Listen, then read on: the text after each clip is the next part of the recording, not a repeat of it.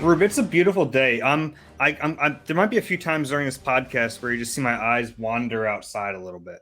Dave's just going to get up and leave and go for a walk while I'm babbling about Devin If you start Allen's. talking about track, I might do it. This is the Eagle Eye Podcast with Reuben Frank. I'm Dave Zangaro. We do have a lot to get to today. This is our reminded me of. I'm just going to interrupt. I was doing a radio show with the legendary Dick Girardi. You knew Dick, right? Great, one of the best college basketball writers in the country. Daily News forever. And we were doing a radio show years ago, and it just happened that Yes was in Philadelphia at the Spectrum that night. And I mentioned Yes, and all these people started calling in about the concert, which is something Dick Girardi just couldn't care less about. And he just literally got up, left the studio, and took a nap on the couch for an hour and came back and announced that it was the best hour of radio we'd ever done together. So this could be like that when we start talking about Devin Allen. I really feel that if we start talking like triple jump, I am out. I am so out. We do have a lot of football to talk about. Like in our chat with Nick when he first got hired, we spent the whole time talking about the triple jump. Yeah. Anyway. All right. We do have football, like actual football to talk about. This is our first podcast since Rodney McLeod hasn't technically signed yet, but we know he's leaving. He's going to Indianapolis. Steven Nelson took a visit in Houston, so we'll kind of look at the secondary as it stands, what they need to do there. And then at the end of the podcast, we're going to continue our look at Howie Roseman's drafts. We have 2012 and 2013 today to get into. But let's start with Rodney McLeod, because you and I were in agreement early in the process that he was the one that I would have brought back if it was down to him or Anthony Harris. And I guess we probably should have looked at the way the Eagles viewed them a little bit more. I mean, Jonathan Gannon has a history with Anthony Harris, and even though I didn't think he played very well at all, you can look at it through that lens and be like, all right, I guess I get what they're doing. Yeah, I'm still not in love with it. I don't think he was bad last year. He was just kind of inconsequential. He was just there. Wasn't around the ball a lot. You didn't see a lot of major screw-ups from him, but you just didn't see him making plays. He was just kind of a guy. And I didn't really think, you're looking at a secondary that's got to make some significant improvements. I just didn't think that was the way to go about it. But once they brought him back, it was pretty clear that, they weren't going to run it back with both safeties. You're not going to do that. But you're right. If we kind of looked at it through their lens instead of our own, Anthony Harris is a little younger, and Rodney's coming off a couple knee injuries, and he's a little older. And, I thought he played – certainly his second half of the year was better than any stretch that Anthony Harris had. But I guess they just didn't put that much stock into the way Rodney finished the season. The last play of Rodney's Eagles career in the regular season is going to be that interception off Taylor Heineke. It was one of the biggest plays the Eagles made this year, certainly bigger play than Anthony Harris made, although he was part of that play. Yeah. And he did actually had a pretty big interception off Darnold in that Carolina game in the last couple minutes. But I guess if you look at it through the lens of a team that wants to get younger and faster in the secondary, they got a little bit younger and a little bit faster, but at least they got the guy who's a little younger and a little faster. But I just don't look at Anthony Harris as, a significant addition, where I thought Rodney, in addition to the locker room presence, and he's a tremendous one, I thought at his best when he's healthy, he's just a better player. Yeah, I agree with that. I thought halfway through the year there was no way he would have been back, just based on at that point it looked like maybe this is what he is at this point. But I was impressed by Rodney over the last half of the season. I thought he played well. They did limit his snaps, and I wonder if that's what they took into account. Like, the only reason he's playing this well is because we had to really change his role. Maybe that's the way they viewed it. But in any case, he goes on, he moves to Indianapolis with Frank Reich and that team out there. He was a really good player here for a while. I know he missed some time. We had 2 different ACL injuries, but he spent longer here than he did with the Rams. He's an Eagle. Yeah, and he was really good. He was really underrated because, for at least from 16 to 19, he was kind of overshadowed by Malcolm. And, he was always the other safety, but he was just a real solid guy, smart, physical for a smaller dude. He played like an undrafted veteran, a guy who's trying to prove himself every snap of his career. And those guys, when they survive that initial couple of years trying to, get into the league, sometimes they become, real tone setters for your team because of where they've come from and what they've overcome and who they are because of it. So I always was a fan of his, and I'll say this till the day I die, that his performance in the Super Bowl. I mean, look, the defense didn't have a great day. He gave 1,000 yards and 1,000 points, but BG had a strip sack, and Rodney had some big plays in that game. He was on Gronk. There were 2 open field tackles he made one-on-one that saved touchdowns on Gronk, and the Patriots scored field goals on both drives. But right there, you're saving 8 points, and he played really well in those plays where they had to have him. And the defense was really bad that day. Brady did pretty much anything he wanted, but the difference in that game was going to be a couple plays on defense, and the Eagles made those plays, and it was BG and it was Rodney, 2 veteran guys. And, I think Rodney will always be such a big part of that game, those plays and just what he meant to that team. I was thinking about this today. Rodney and Malcolm were kind of like the Wes and Andre of their generation, where, Wes and Malcolm were high draft picks. Andre Waters and Rodney were undrafted. They both, you think of one with the other. They're just like that tandem of safeties. Both groups were intelligent and physical, real crowd favorites just because of the way they played the game. They loved ball, Dave. They loved ball. And, but in all seriousness, I think they're kind of like, there's a real parallel there between the pairs. The way they played together, the way they communicated, the way they just held it together in the back end. And you could just rely on them to make a big hit, to make a big play, when the team needed it. But getting back to the present, I mean, it's a concern because, I mean, they've got 2 spots open in a 4-man secondary, and we're relying on Anthony Harris at one of the other spots. And this is an area they really had to get better. I think having an improved pass rush is going to make the secondary a little better, but it's not enough. So we'll see. I think there's a good chance they'll take a corner, but they need some help back there. Yeah, no, they definitely do. I wanted to get back to Rodney real quick, though. One of the things you hit on in that soliloquy there was the fact that when they brought him in 2016, you look back at the 2 free agent signings that year that always stand out are him and Brandon Brooks.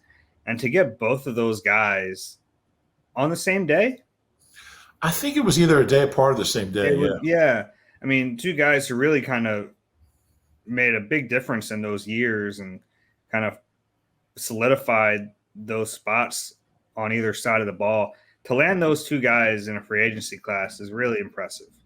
And it's those are the kind of signings that Howie Roseman wants to make. He's told us about this, that like those, 26, 25, 26-year-old players coming off their rookie contracts, those are who he wants to sign. It's just that now the contracts that those 2 guys signed, if you look at them now, you think, wow, like absolute steals. Yeah. And that's why those types of contracts don't really exist anymore. Those types of players get paid crazy money these days. Yeah, and it's true. I mean, both those guys played their best football after they got here. Mm-hmm. And I mean, both of them by a long shot. And I mean, Brandon Brooks was pretty good. I mean, I know you were really behind him when you saw him in Houston, but I mean, he took it to another level with Stout. And Rodney he had just become a starter, like, a couple of years earlier with the Rams, coming in as a free agent, special team or first backup. And he really blossomed here, playing with Malcolm and on that 17 defense. So, we can rip Howie all we want, and we will for some of the draft picks. But the flip side of that is there have been some really solid free agency signings, especially in the first couple of years of Doug. I mean, that was There's some real good free agents back then. I still don't think it's the easiest way to build a team. But if you get those guys when they're 25, 26, and you can have them for more than a couple of years before they start that decline, like you said, those are the guys that Howie wants. Those guys who, that's why he loves second round picks, third round picks, because you get them after 4 years, and those guys are looking for big money because their first contract probably wasn't that big as a second, third, right? They're not getting first round money, so those guys want to land that big payday, and those are two good ones. Yeah, because we always talk about the 17 free agency class, and it was great. I mean, they hit on everything, but those two guys the year before kind of set the foundation, really, for that Super Bowl team. Really, they helped build that whole foundation under Doug Peterson. Anyway, you're right. And I think that was huge to have those guys here in 16 was huge, because all these new guys came in who, and Doug already had them in place to kind of teach the new guys the culture and to really like let the new guys, because you had BG and you had Kelsey and you had Rodney and you had Malcolm and Brandon Brooks and those guys, and then you bring in all these new guys, the Chris Longs and Corey Grahams and LeGarrette Blunts and Jay Ajayi and Darby, all these new guys coming in, Torrey Smith. I think Alshon was here in 16, right? But all these new guys came in 17, and you had this whole group that had built this culture during that 16 season, and they just kind of, groomed those guys into it, and we all saw what the result was. Yeah, Alshon was not, by the way, just to. He was 17. We don't want any more tweets after last week's debacle. Right. Alshon was 17. Yeah, it was 17. All right, but let's move to the secondary now, because that's why Paul Turner had to play against the Bengals. Yes. There was no Alshon. There was no Alshon. You look now, and they're going to have to replace Rodney. Steven Nelson took a visit to Houston this week, so there's a possibility he won't be back. So now you're looking at 2 of your 5 starting spots in the secondary are vacant. And it's easy to sit here right now and say, well, they'll draft them, but it's not always that easy. You have to have the value line up at the picks, and it could set up a situation where they have to sign someone after the draft to fill a hole. Yeah, and what's your thinking on Steve Nelson? Because I'm surprised he's still out there. I thought by now either they would have signed him or somebody else would have. I thought he played pretty well last year. He was fine. He was.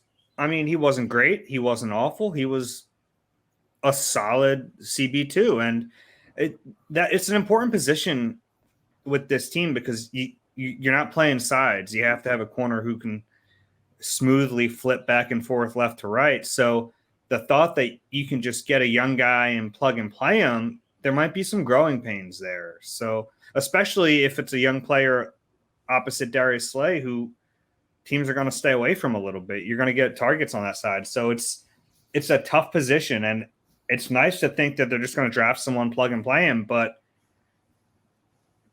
I don't know. There's a little bit of risk involved in that.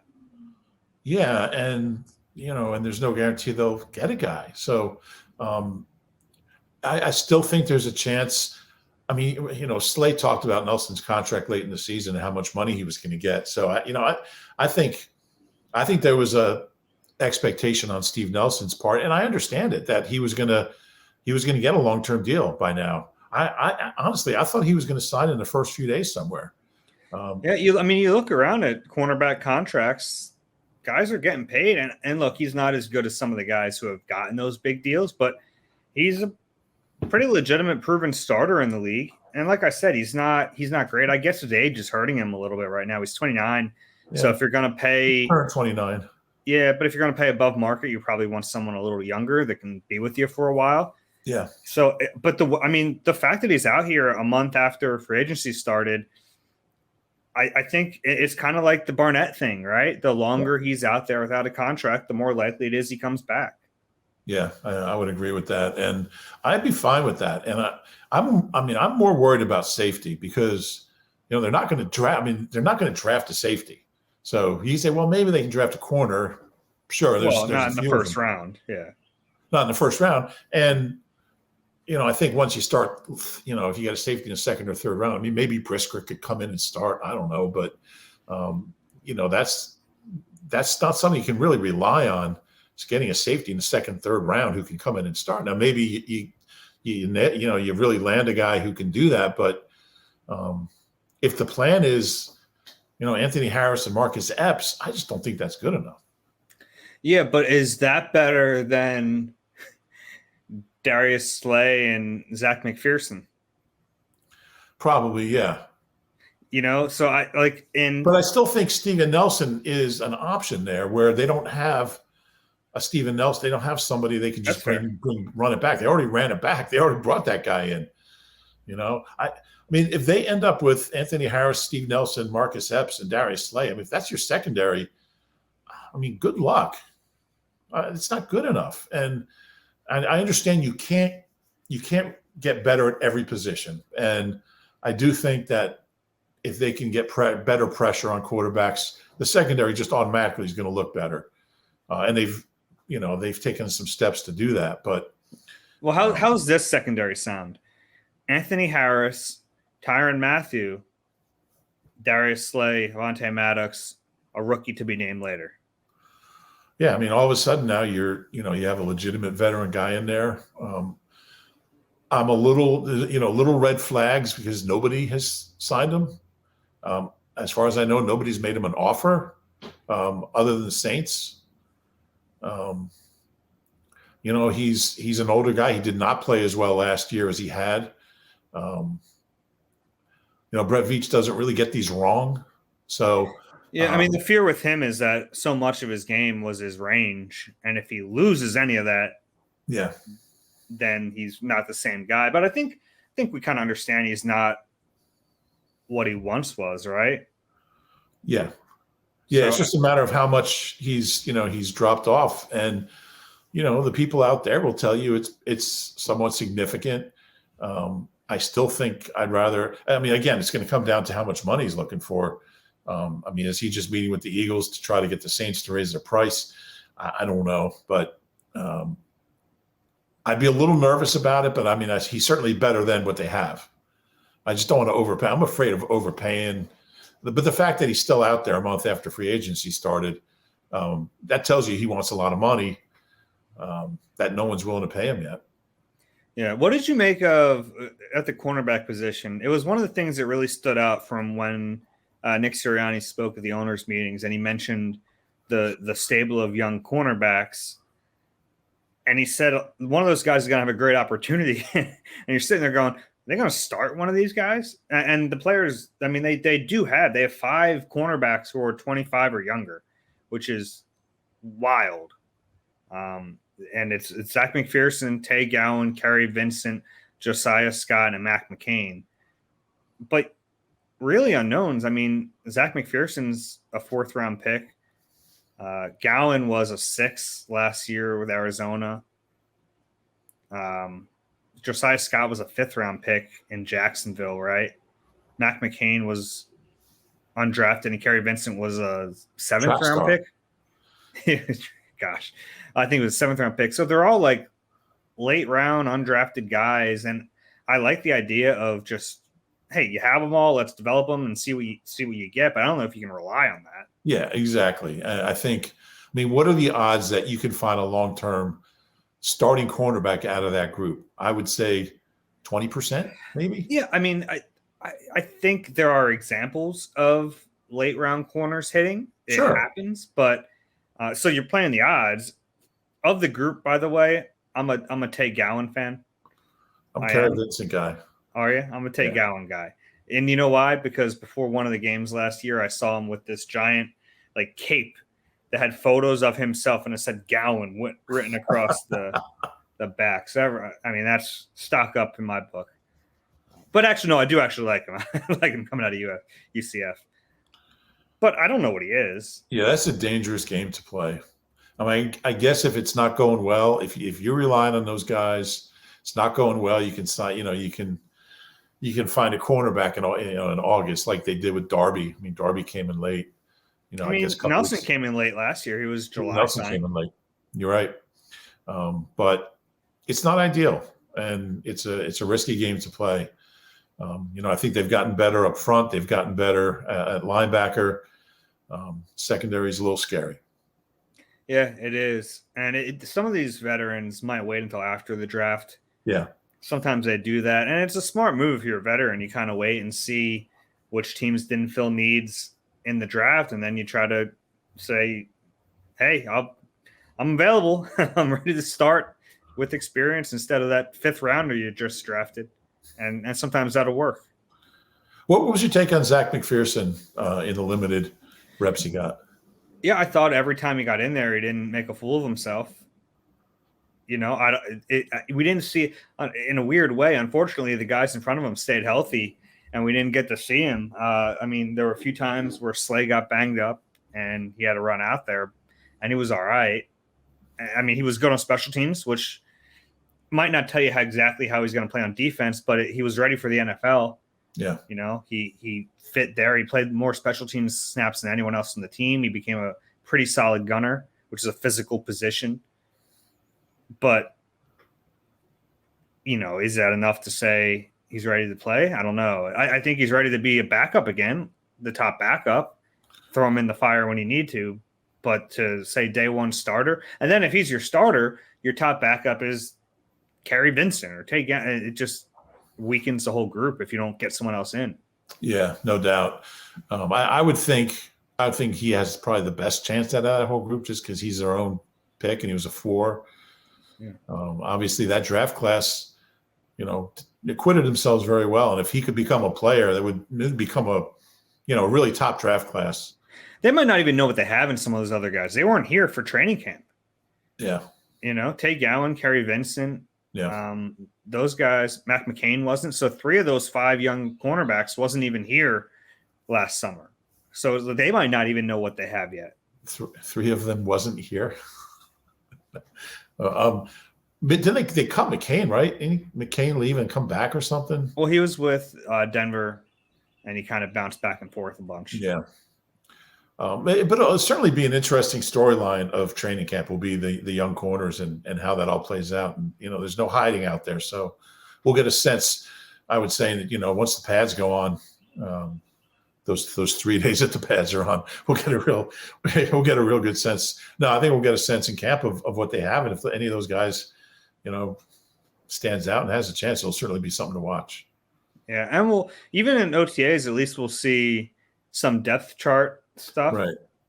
Depending on who knows, maybe Darius Slay won't even show up, but it would at least give us a sense of the pecking order of that group, which I'm kind of curious about because late in the year when they had that week 17 game, Kerry Vincent got the start next to Zach McPherson, and then Tate Gowan ended up playing more than him. So I didn't. It was confusing. I'm the only person in the world who cares about that, aren't I? As I said it, I was like, oh gosh. But it does tell you that they can't know. They can't know what they have in those guys. It's not like they're getting a ton of reps. They're not getting reps during the season. They're playing scout team, except Dallas week. And, you just throw that out. So, I guess that'll start to sort itself out this spring. Got anything else in the secondary?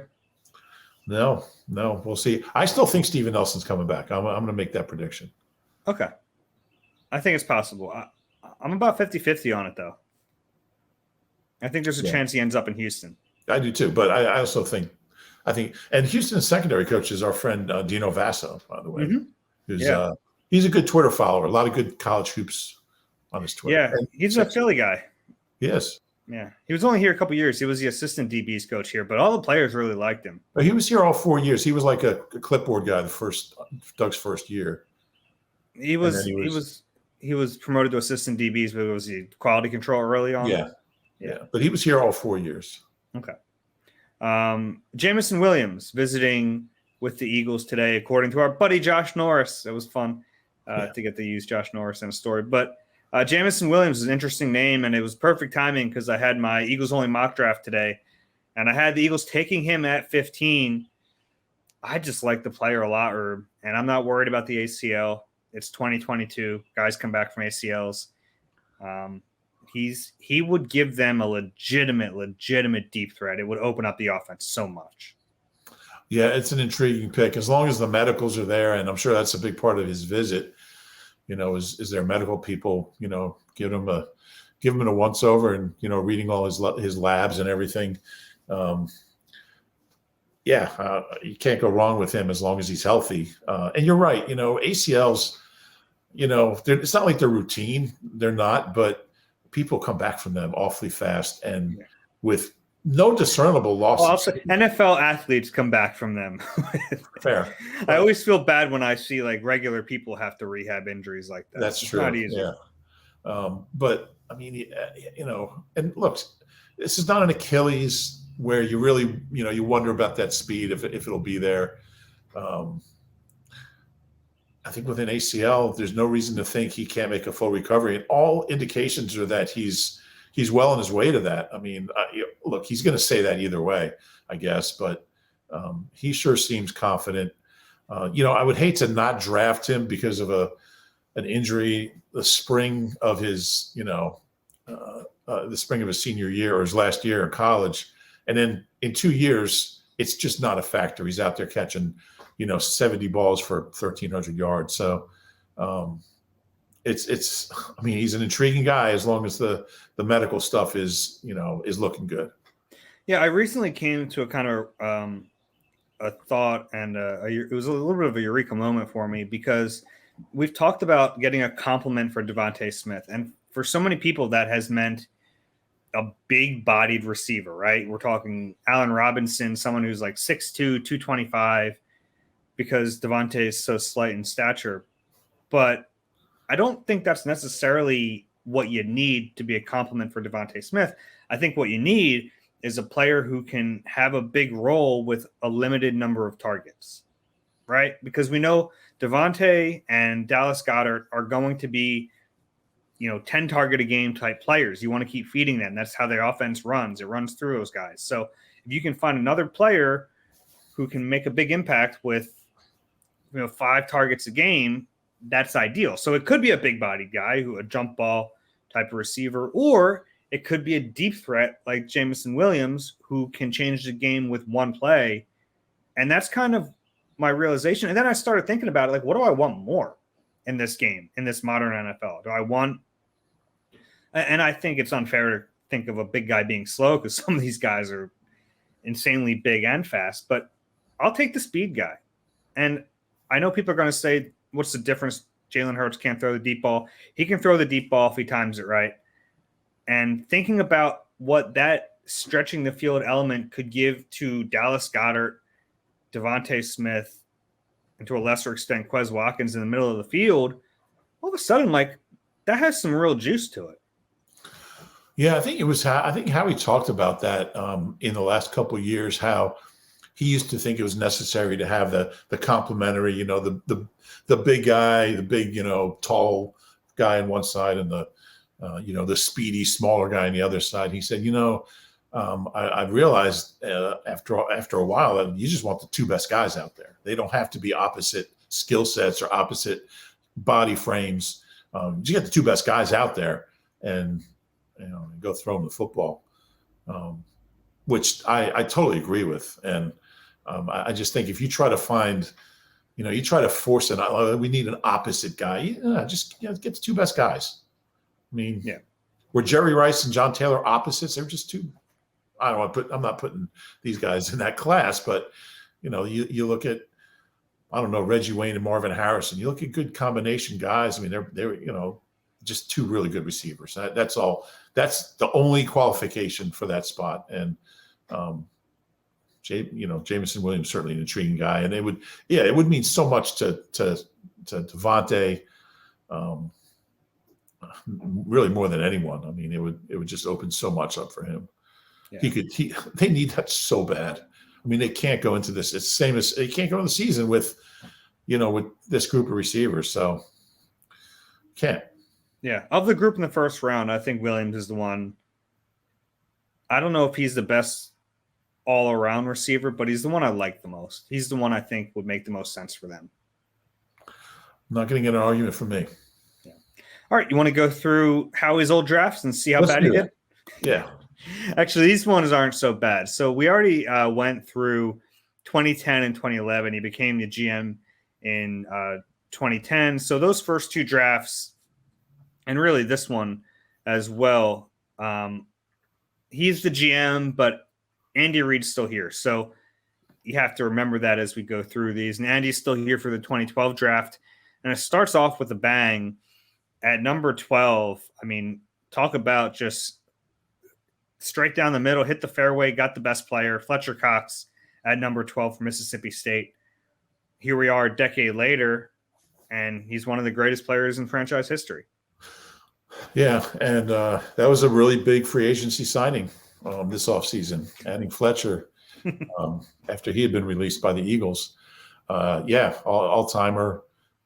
Still a good player. I don't know if he's as good as what they're paying him, but future Eagles Hall of Famer. We all knew in 2012 that's who they were going to take. It was no secret. They loved him. He was going to be there, and they went heavy defense in that draft, and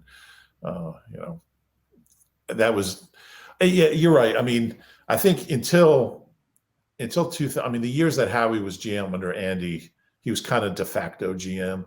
Mm-hmm.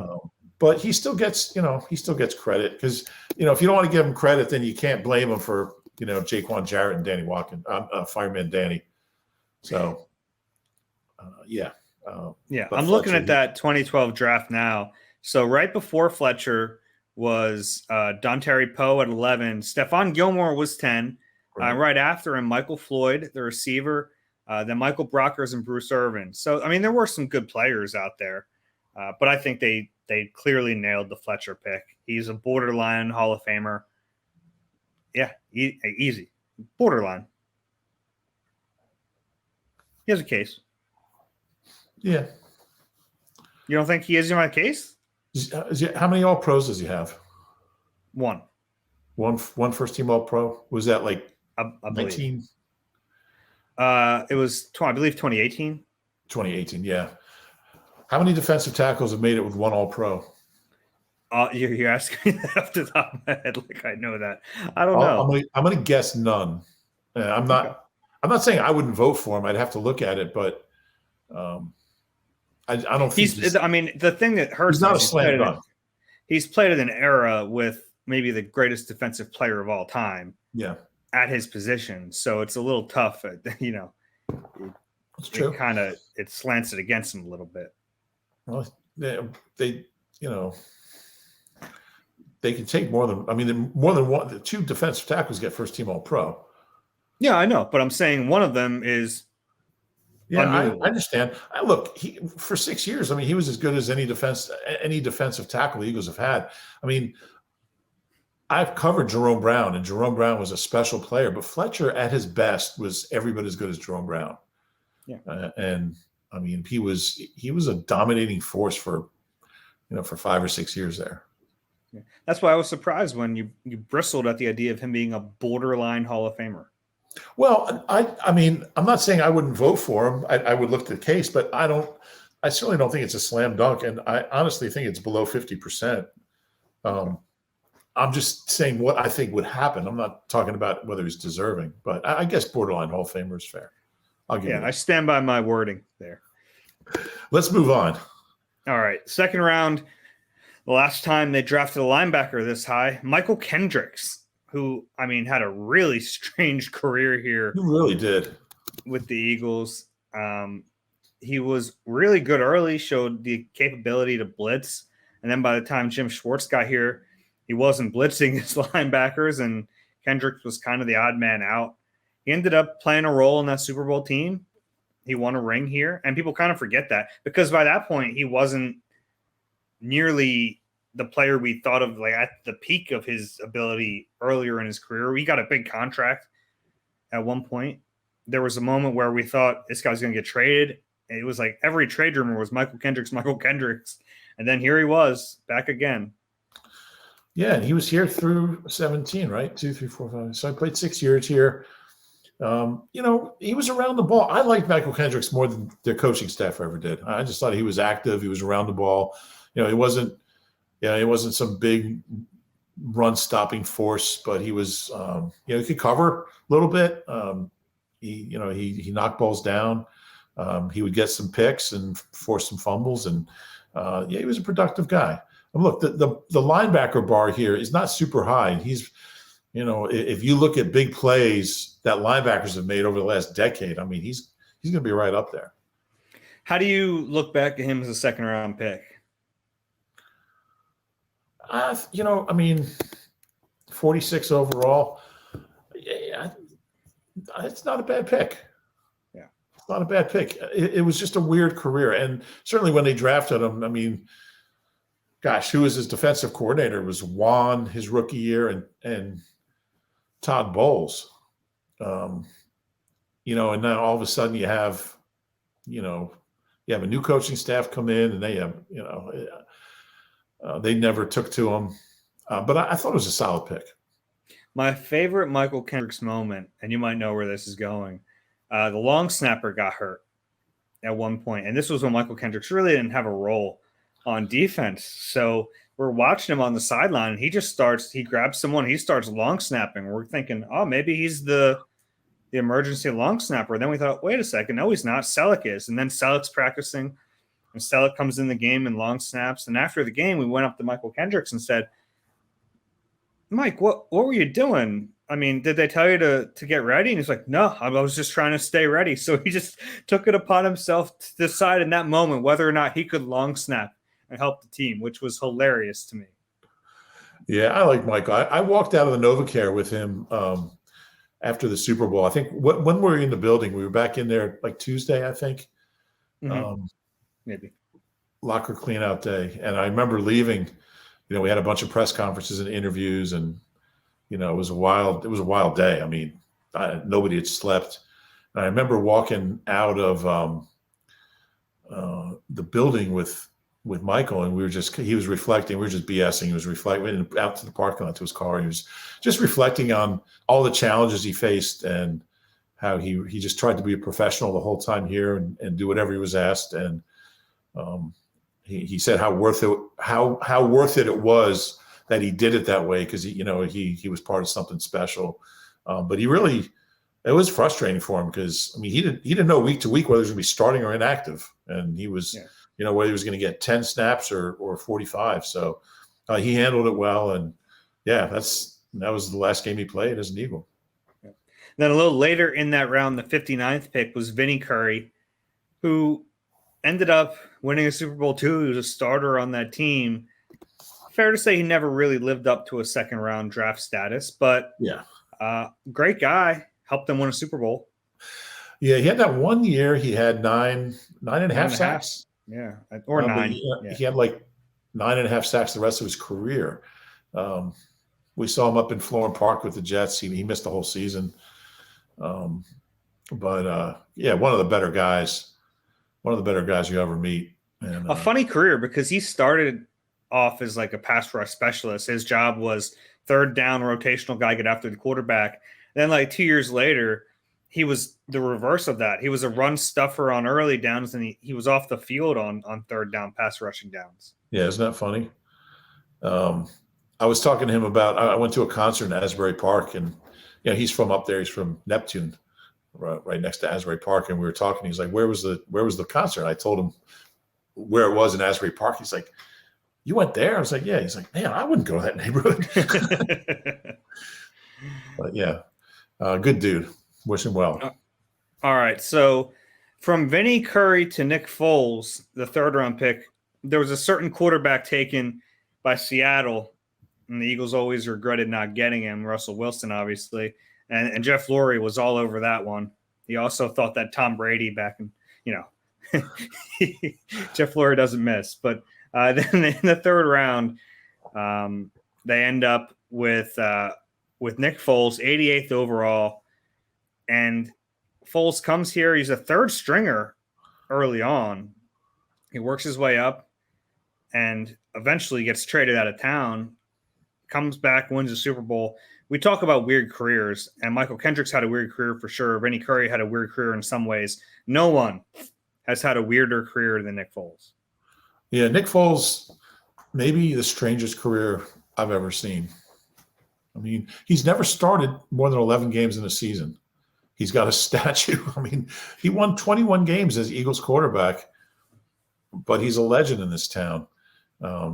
And yeah, I mean, he had the 2013 season was historic, and then he gets hurt the next year, and he's gone, and Bradford's here, and he goes to the Rams and KC, and then Jacksonville and the Bears, and he's the only quarterback in NFL history to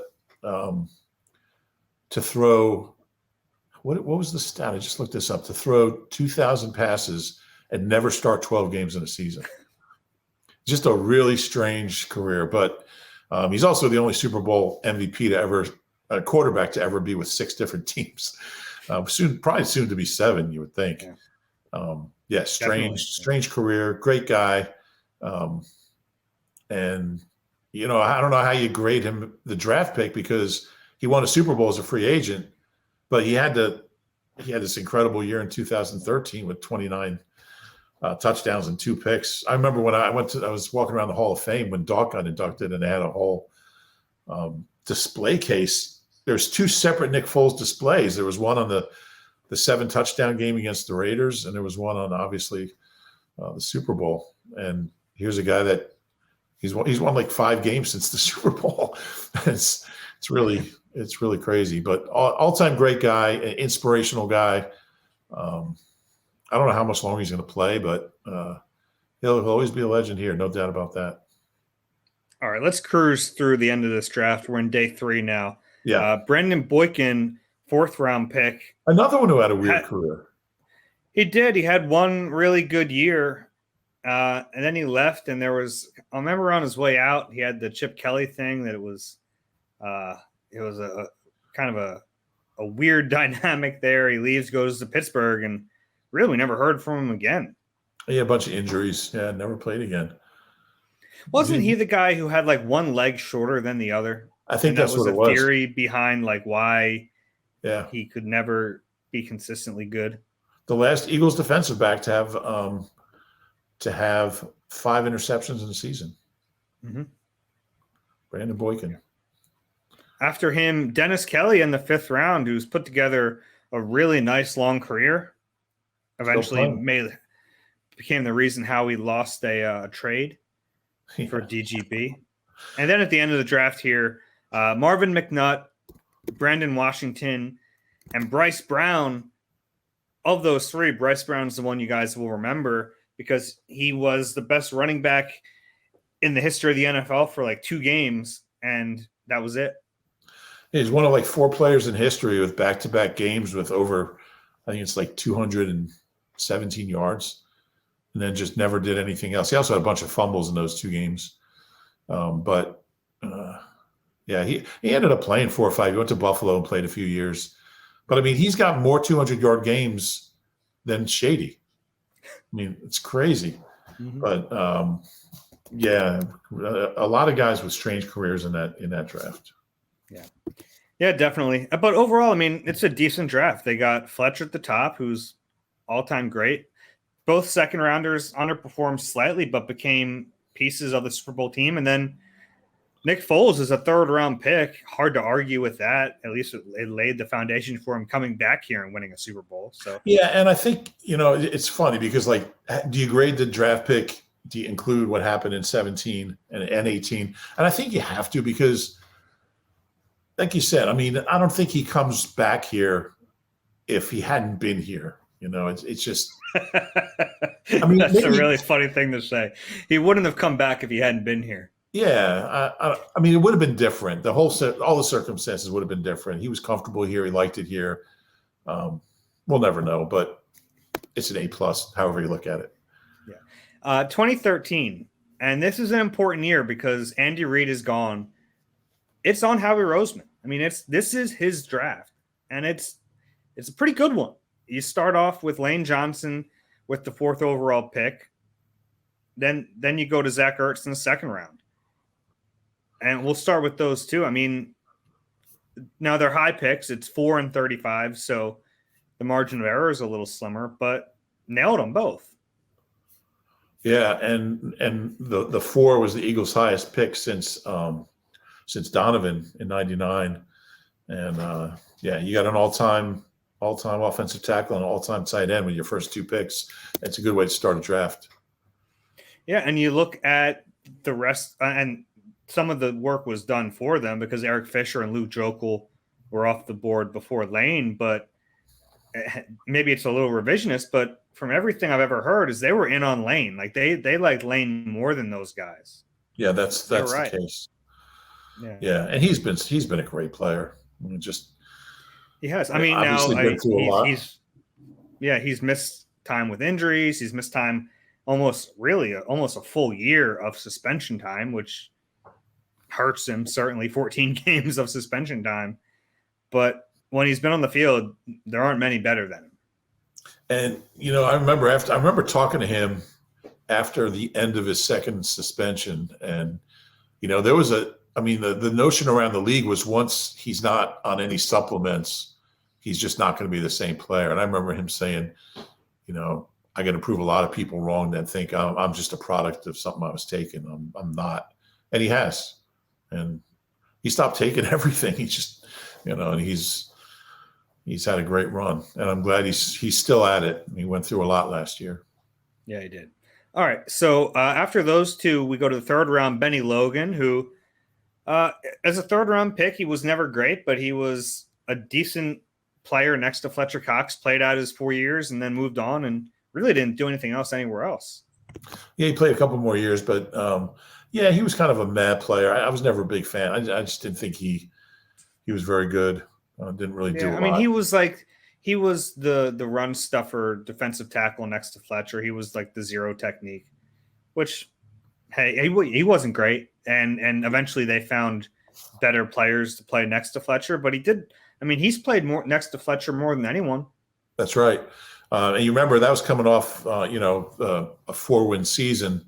So they were picking early in each round. And that was 67 overall.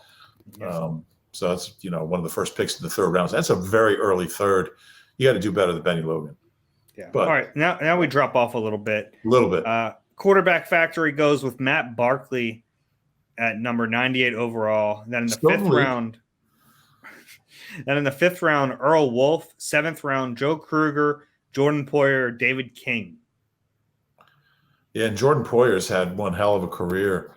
First team All-Pro this past year. Yeah, just not here. Yeah, and I understand. I mean, people, you can't rip him for letting him go. He didn't show anything as a rookie. He was a rookie 7th round pick who didn't have much of a training camp. They tried to put him on the practice squad.